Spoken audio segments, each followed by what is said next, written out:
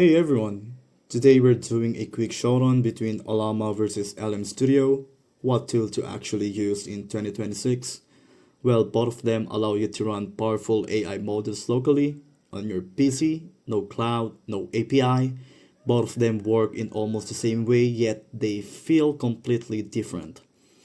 Ollama is definitely a developer oriented tool. It's based on command line. It allows you to interact with AI via code, and if you need to run multiple models, then you'll prefer using Ollama. LM Studio is the total opposite of it. It's based on visual interface and allows downloading a model, starting conversation, and talking with AI without any code knowledge at all. Performance wise, Ollama wins by far. It allows running multiple models, big tasks with high performance. However, LM Studio wins when it comes to GPU usage. If you have an RTX graphics card, you will be able to use it and speed up processing significantly.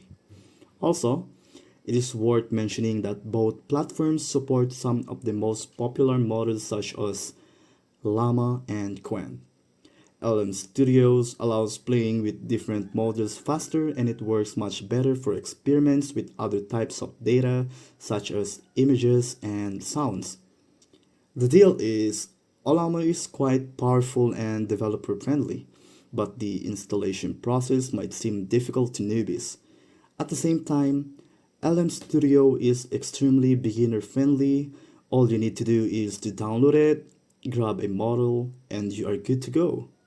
Thus, if you plan to develop your apps with the help of artificial intelligence, Ollama would be a better choice. Otherwise, if you need to experiment with models, LM Studio would be more user friendly. As you see, you can run this entire system right on your laptop. Pretty cool, isn't it? What do you think? Would you choose Ollama or LM Studio for local AI experiments? Leave me a comment down below and don't forget to subscribe.